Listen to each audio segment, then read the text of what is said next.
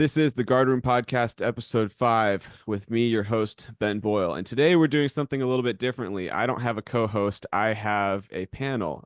As I put out on the Instagram, today we're going to do the FOW panel. So, as you all have heard, there are many changes coming to FOW and to the way that that's going to look for the upcoming school year. As a fifth year, I have been very much out of the loop on all of this. So, I'm excited to hear some of these as well. Just to get started, though, let me introduce my panel guests real quick. Jordan, if you wouldn't mind, just hit us with a quick couple sentence bio, who you are, where you came from, what do you do in the Yeah, core, outside of the core. my name is Jordan McConnell. I'm from Panama City Beach, Florida. I study political science, and I am the current regiment commander. And I don't do much outside of that. So Understood. What outfit did you come from originally? I came from S1. All right, Collier. Yeah, my name is Tracy Collier. I'm from Moab, North Carolina originally. I'm a math major with a history and military studies minor. Uh, I am the current fourth group commanding officer, and on the Air Force side of things, I'm the gamble wing officer. I'm also involved in Aggie muster and fish camp, along with way too many other things to keep grades being a priority. Yep, and outfits. I know it's important for I you. originally was a fish in Squadron 4. I went over to Squadron 21, was the guidon brother and first sergeant there, and then now fourth group. Jacob. Champions from Stockton, Virginia, to the environment engineering. I'm rising infantry band recruiting PR sergeant, and besides the Aggie band, we don't do much. And I'm OJ from the All right. Let's get into it. Y'all can popcorn around however you want. Again, I said panel, but I would really love for this just to be a conversation. But the big looming question is just what are the changes? What's the new FOW going to look like? More importantly, I would love it if y'all could help distinguish between rumor and fact. Like what has actually been passed down and what is like, hey, this is just going around the rumor mill. This is unnecessary information. Tracy, you want to I go guess, first? yeah, I got it. I think most of the concerns come with how it's going to change from year to year. And every year FOW takes a hit. This year it's being called onboarding. From what I can tell, it's going to be a lot more teaching in a comfortable environment, so less intense and less yelling, just more so of the I'm going to teach you these skills, we are going to practice these skills, and you will be ready when the time comes. And that's how FOW has been in years past, but they haven't necessarily liked the results in terms of retention metric. And on my side of things, it looks like there's a lot of emphasis put on retention, especially with the new changes coming to the onboarding process. Okay, so I've heard that it's going to be run primarily by the seniors. Is this the general feeling? So we've removed the juniors and the sophomores from FOW, and now this is senior run. The seniors are going to be the ones who are doing all of the teaching. Yeah, sophomores are completely out. They're going to go be learning how to be good corporals, good fire team leaders, and learn their role from people who have done it before and can provide them with good instruction. And I trust that that job will be done very well, and our sophomores will be well equipped to handle whatever problem arises. Juniors still have a big hand, if that's what the outfit's selected. So a lot of it has been outfits select your best people and let's use them to train the freshmen on these specific things that we need to train them on. So whether it's drill, hole standards, whatever that may be, the outfits pick specific people that are good at those things and then put them forward so that the entire group learns from the best people in the group how to do specific things. So I wouldn't necessarily say that from my point of view, it's a lot more senior led, but I do think it's a lot more white belt led. So Jordan, I'm gonna throw this one over to you. It sounds like we're moving away from day one. The fish are going to their outfits. Is this FOW more? Is this operating at a higher level where hey, we're running this through the group, we're running this through the major unit, or are we still? This is at the you're getting your freshman day one, and it's the outfits that are doing the training. So it's really, like you said, battalion group led. And a lot of that is because we want outfit culture to take growth and like flower in the freshmen and that identity build. But first, we have to build up the core identity. You're a cadet. This is how you wear a uniform. The stuff that shouldn't change across outfits in a battalion or a group, all that stuff comes first. And so we're teaching that, and then we're going to transition them directly to their outfits after this onboarding process with everyone. So the fish go to outfits immediately after FOW or the new core onboarding. it's a little weird right now, because the fish will be with the outfits, but they'll be with just their cadre because all of their upperclassmen will be going through back in the saddle training for 2 weeks and getting recertified in what they need to do. And sophomores should be finishing up their corporals course, and their trainings and certifications. So they'll they'll slowly get a taste of all their upperclassmen that they'll be spending the year with, but they're going to their outfit, but not everyone within the outfit will be there when they like get transitioned into that. Okay. So if I'm understanding correctly, it's the fish will start typically under the group or battalion responsibility for FOW. They're going to spend FOW kind of in this battalion clump. And then immediately after onboarding or FOW or whatever you want to call it, they'll go back to their outfits, but it'll only be their outfit cadre who are working with them while the rest of the outfit finishes up the returning cadets course or whatever it's called. Yeah, they'll have like their CO, XO, first sergeant, probably some platoon leadership, the key leadership in the outfit, but they'll be experiencing like RV leaders teaching certain value classes. Like wing fish will get experiences with brigade teachings and regiment cadets, and they'll just be going through a rotation basically in the beginning, but they'll be housed with their key leaders in their outfit. Something to add. Okay, actually, before we move away from the different changes, what is the corporal's course? Because it sounds like it's different from what the white belts are going through. So if one of you wants to tackle the corporal course and the other one wants to tackle, or somebody else wants to tackle the white belts, let's talk about the returning cadets and what they're going to be going through. And is this happening during cadre week or is this happening during FOW? What's the timeline on that as well? So BITS training, back in the saddle training, is all juniors and seniors. Everyone will be going through that in the first 2 weeks of school. Those will be required trainings that are sprinkled in with outfit activities in the first 2 weeks. And then at the end of the first 2 weeks, they'll get recertified, or certified, make sure they retain what was taught. And then corporal's course will be starting a few days after FOW and coming into the first week of school, and then or onboarding. And then fish will obviously just start onboarding when that starts. But So is there going to be a cadre week for the returning white belts to deal with the fish beforehand? yes, so it doubles as a cadre week / the corporal's course instructors will be learning what they're teaching. And then the sophomores will get there a few days later and they'll get taught whatever they're going to get taught. Collier, can you speak some to what is in the corporal's course? And I guess one of the big questions right now is why, and how is this different from SOMs and what corporal or what fish should be learning as they're finishing out freshman year?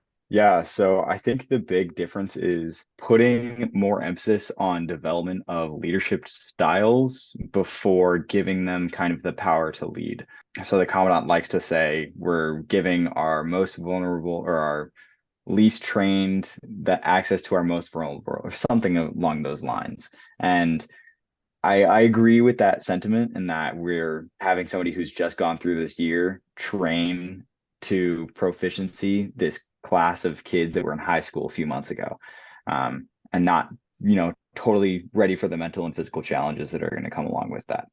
So I think corporal's course is kind of the refresh course, the how to be a good person while still training effectively, how to have good morals and values that kind of get thrown out of the window your pisshead year. Because I remember most of us had goals of various different things that were not the best for cadets and the survival of the corps. And again, the big thing being retention. And I think that having the corporals take a course in how to be the best pisshead that you can be is not necessarily the worst thing. I think the way that they're doing it is probably not going to end up how they want it to be. And what's the returning back in the saddle training look like Okay, so that's still up in the air. So That one I'm not too sure about.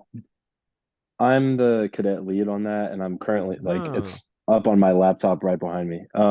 It's essentially less focused on leadership and more focused on like this is what you're accountable for and your duties and responsibilities. And this is who you're responsible to, who you are responsible of in every billet. Really just laying it all out so we can hold people accountable once the year starts. Because the other standard from last year just had like this general like list of things you're kind of responsible for. So it's really just to like, hey everyone, this is how you communicate. This is pass this up to your XO if you get this. This is what the CO does, stuff like that. And then awesome, you guys know what this is, that is, and now you're accountable for it. So if it's not getting done, then we'll figure that out later. You know, I kind of like that. That was something that I think I had pretty well, just in terms of information that was passed down to me from previous guys who'd been in my position. But I could totally see that being a core wide problem. So I'll be interested to hear more about that once it's actually been implemented.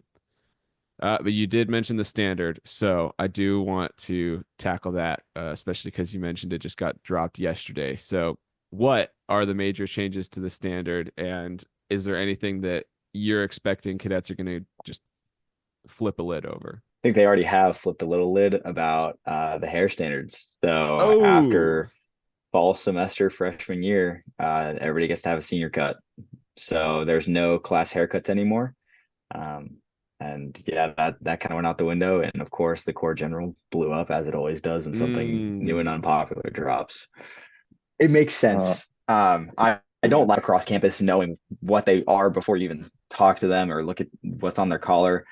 I don't like it. But we are an organization that is military affiliated.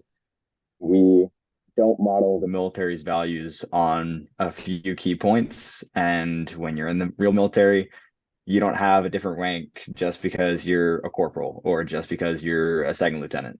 You don't have any of that. You all have the exact same hair standard and everybody's held to the same expectations. So I think that shifting into that is going to be, a battle as it always is. But I think in the long term, it'll be a good change that was made, although a little bit of Old Army dies with it. Jordan, do you have any thoughts on that? yeah, I mean, I keep a high and tie. I came into junior with a 4x4 and I kept it for most of first semester just for no reason. But um it's I feel like it's going to be easier to keep people accountable because you don't have to like, oh, is that a 6x4? Is that a 7x4? And like go measure people's hair. It's just like, do you have white walls? Are you clean looking? Like it's easier to just see a good looking cadet and just make sure they're in standards with this new like reg. So I think it's easier. We kind of discussed like it might be financially better for people, but I don't know if that's completely true. So how are y'all? Yeah, justifying is the wrong word, but defending some of the decisions that have been coming from the commandant like that, where it's like, hey, this could actually be a good thing, and we just need to get people on board with it, but it's going to take a little bit for the whole old army dies with the class of whatever mentality to go away.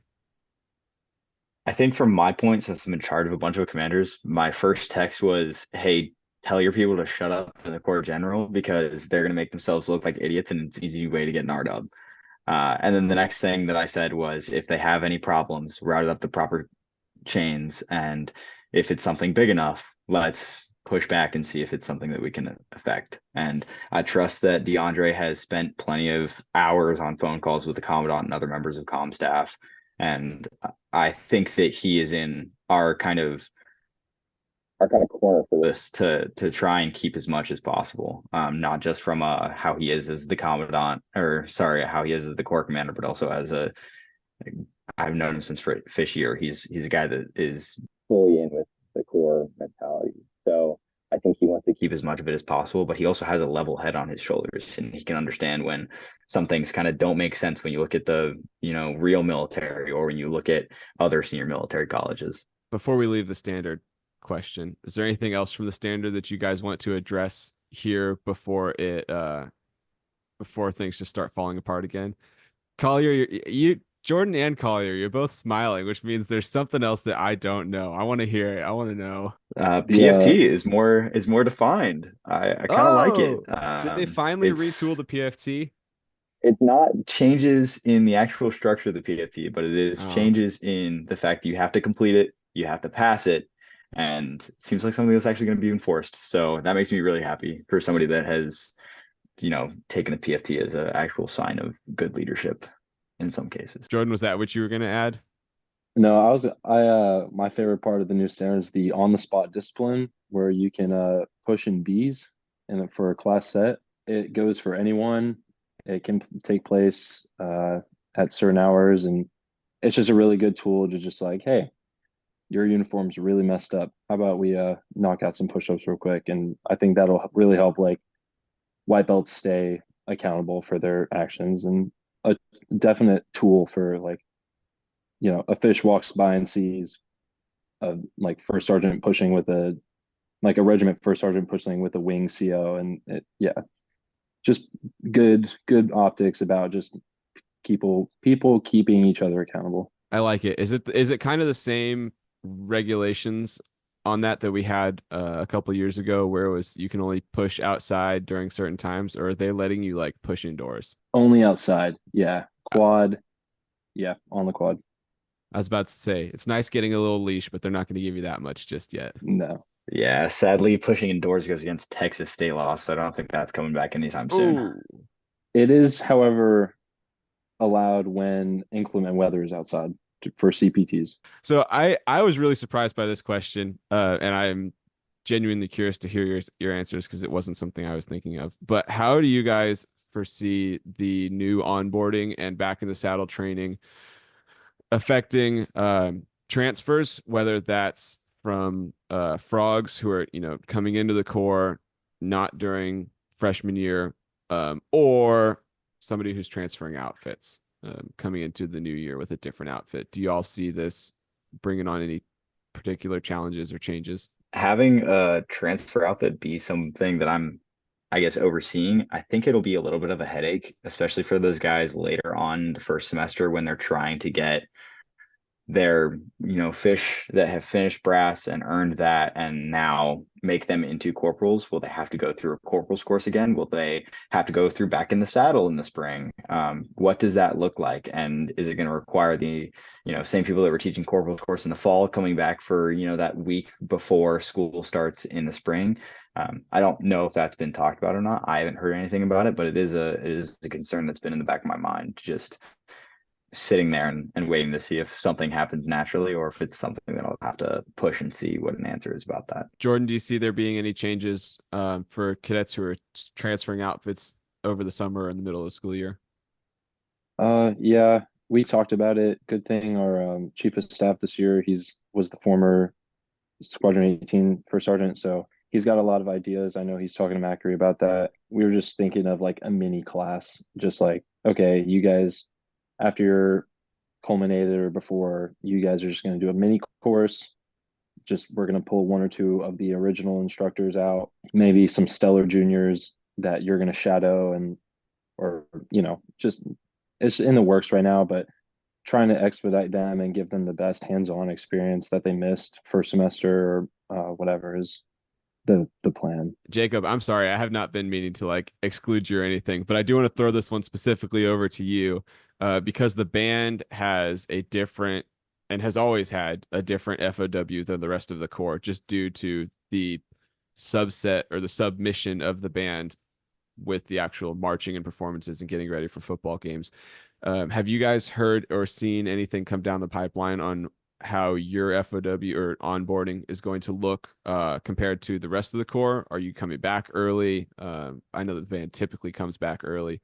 Is that still the case? Are you guys taking extra days? What's the band onboarding process look like? So it's actually looking a lot like how the Corps is doing their onboarding, where there's a big battalion training and they go off into their little outfits. But then as the band is a little different, there's going to be more I guess, opportunities for outfits to have a little bit of their culture through the onboarding process. Um, as battalion, like we have our artillery band and infantry band. Each outfit has set up some white belts that from each of the outfits, and then they'll do their battalion training time, whether that's the inspection, marching, discipline, and all that.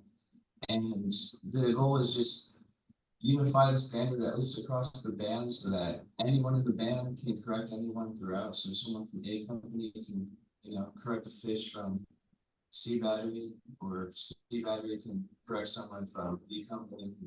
X, Y, and Z make it more interconnected so that we've had problems in the past where people hold each other to different standards. And that's across the Corps as well.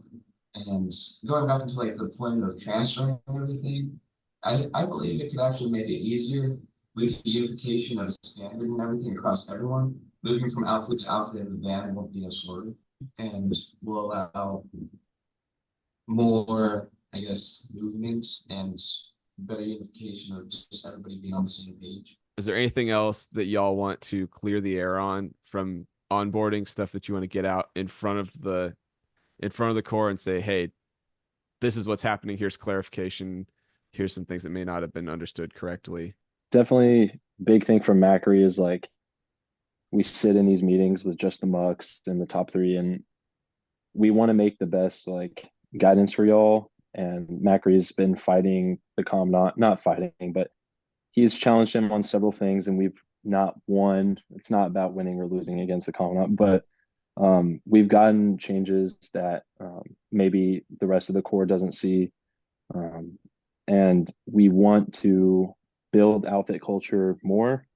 We're not trying to take it away, and we just need that first like baseline of stuff. So we're trying to just find a way of like making everything as unified as possible on a baseline level, and then from there on out, after those first 2 weeks of onboarding for bits and whatever, then it's time to like get back to like training fish, high intensity training, speeding up, like ramping up towards culmination. And Yeah, from my perspective, it's just all commanders fighting for what they think is right. And I think from both ends, everybody's kind of on the same page, is that we want things to stay as close to how they were last year and our freshman year as they possibly can be.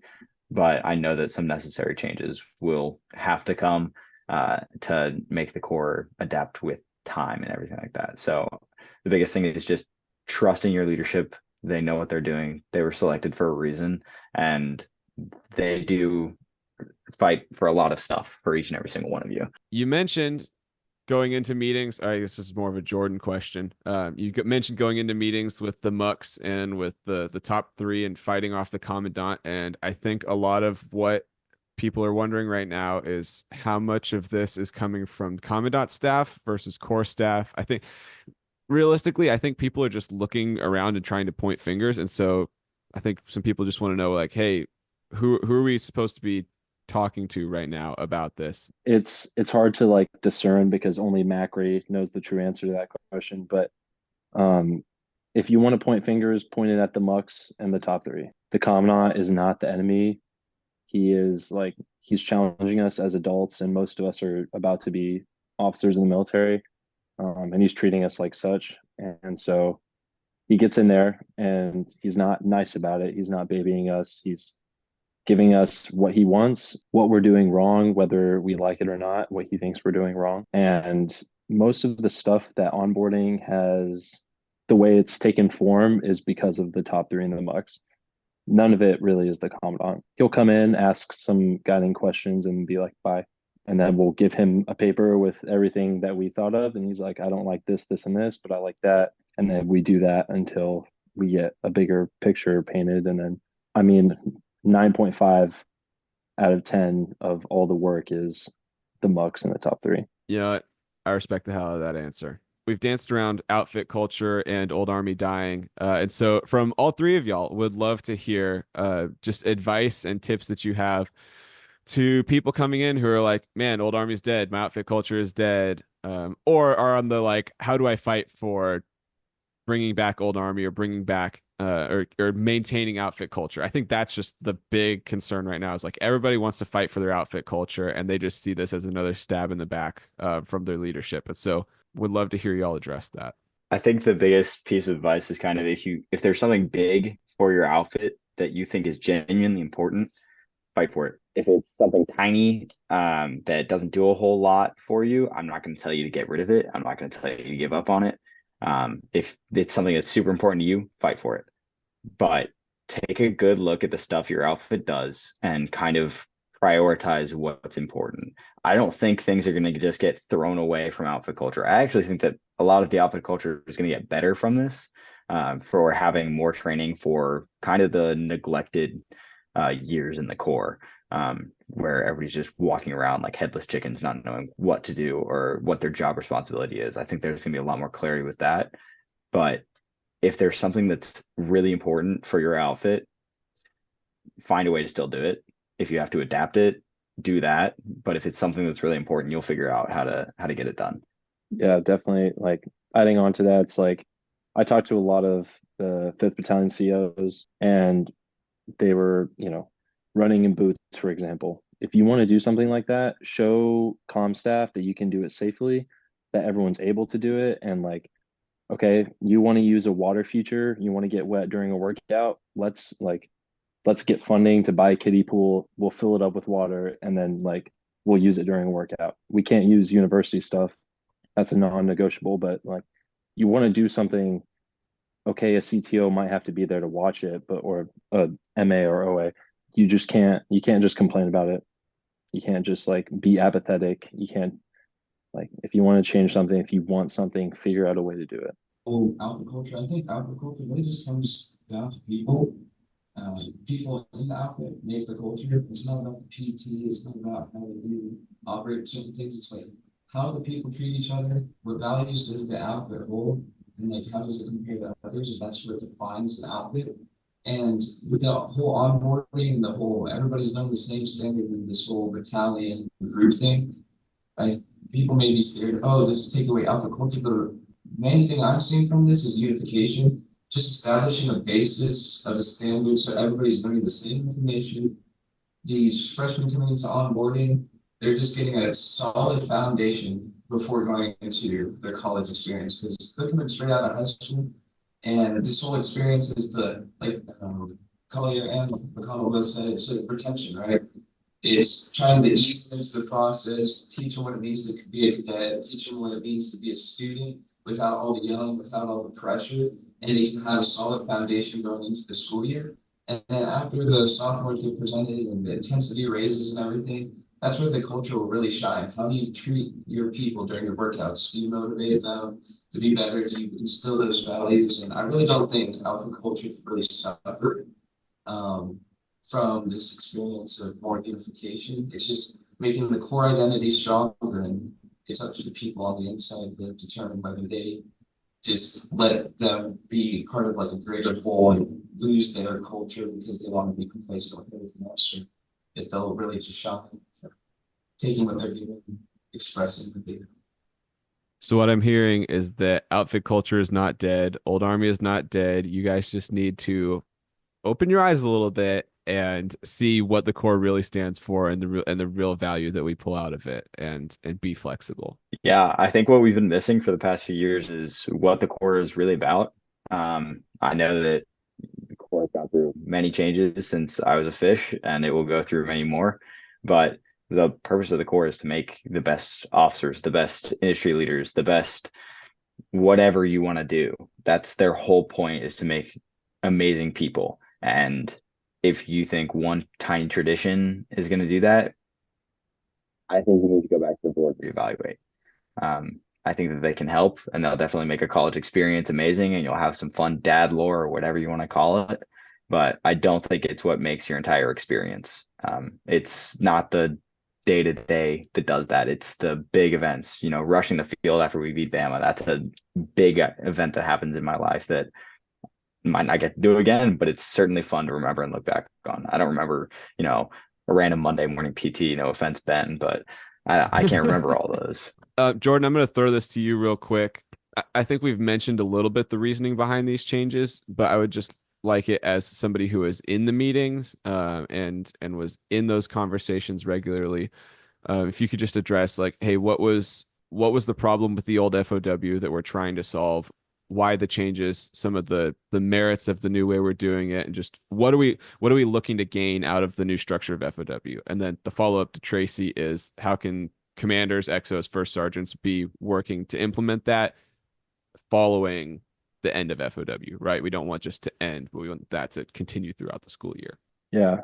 From those meetings, it's, we identify all these symptoms. Some sophomores have senior cuts, unpeaked biters, unshined shoes, nasty looking brass buckles. All these things comes from a lack of like accountability. I think a big disparity in the beginning, why people got so scared of losing outfit identity and culture, is because we really talked heavily on the fact that every outfit did something different. We're Z2, so we don't have to care about our shoes. We don't do that in this outfit. Like, not that that was like specifically said, but culture builds up. All it takes is 2 or 3 seniors or a junior. We just want to make sure everyone knows during this onboarding process, this is what this organization stands for. This is your baseline for being a cadet, period. Everything else is extra, the cherry on top. It makes it better, what like the cherry on top, but that outfit culture comes after being a baseline cadet, and we are doing this for accountability purposes. So when comm staff looks at a CO and sees that they're messed up, then we can go straight to the battalion commander, or a sophomore having a bad shine on the shoot. Like, we know where to go when things are wrong, and that way we understand where problems are stemming from, so we can fix it. And I think from our point of view, it definitely does make that easier. And outfit commanders and everybody at that level is going to have such an easier time with holding cadets accountable and having like a specific thing to go to, because the standard was known. Some people read it, some people didn't, some people cared about it, some people didn't. Now every single person has the responsibility to know it. And if they don't, there's corrections to be made. There's merits, there's demerits, there's punishment, there's all sorts of tools that they can use in their bucket to make sure that the standard is being followed, so that we as a corps look better when we go out to class, when we march in front of families. And I think that makes them a whole lot better and makes us as a corps a whole lot stronger. I remember last year the big talk was about quality versus quantity, and I think that now we're shifting more into we can have quantity while also having quality, and it's just helping us get there. Good deal. That's going to make some people mad, but I really do think that y'all are on the right track just from what y'all have told me tonight. This is my favorite question. I'm gonna use it to end out the podcast, because I think I've had most of my questions answered. From an incoming fish, how can they be preparing physically and mentally or whatever to be successful at FOW without looking like an absolute tool or like a JROTC nerd or whatever put down you want to use? What should the incoming fish be prepared for? I guess so. Yeah, go ahead, Jenkins. Okay. I think the biggest advice for a freshman coming into the Corps to not be a tool is to not know anything. I don't know if this is controversial or not. Like physically, go work out, do some runs and stuff and get physically prepared. But if you do research about what to expect, you're already being a tool to what is coming. I think if you come in blank slate, you know nothing, and the whole point of onboarding is to learn these things. So by coming in already knowing these things, you're already setting yourself up for like, oh, I already know these things, and I'm not saying everybody will have this mentality, but like just having that, oh, I know these things, I'm better. We don't want that. I came in knowing absolutely nothing, and I had a great FOW experience learning everything, as opposed to already coming in and being prepared. I think that prevents you from standing out like a sore thumb, and really will prevent you from being a tool. Just coming physically fit. That's something. Yeah, I mean, go run a mile. Like just be able to run a mile, and you will be more fit than most of the people that, or some of the people that come in. I'll say that. But in terms of learning everything and being mentally prepared, don't learn anything beforehand. Don't try to get ahead of the curve. you are going to be taught, just like Jenkins said, you are going to be taught everything you need to know. Be a sponge, listen to everything that they have to say, and know that you're also going to fail at 100 miles per hour. Everybody does it, and it is completely fine. Just be ready to fail and don't crack. Like, just keep going. It's going to suck, but do not quit, because it's the most rewarding thing that you could possibly be a part of. Yeah, just run, do push-ups every day. That it's not too hard. If you come in looking like a tool, you'll be corrected. Like those problems kind of sort themselves out. Just enjoy the crap out of it, because when they tell you to wildcat, just scream at the top of your lungs. When they tell you to say a campo, go 100%.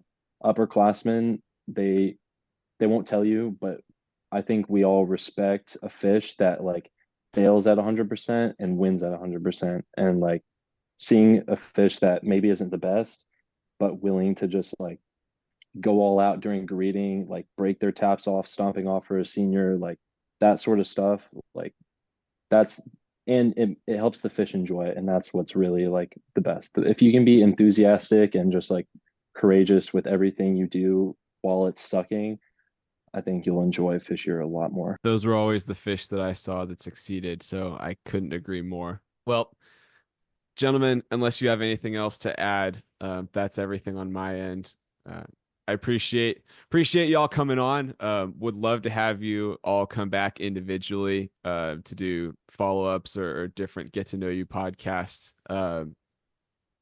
Just one more time around the horn. Jordan McConnell, Tracy Collier, Jacob Jenkins, thanks y'all for coming on. If anybody else has extra questions or something we didn't get to, feel free to put them in the comments to the YouTube video, and I will have these guys try to get answers back as best as I can. Or thanks for coming on, y'all. Thanks for having us. Yeah, thank you. Appreciate it.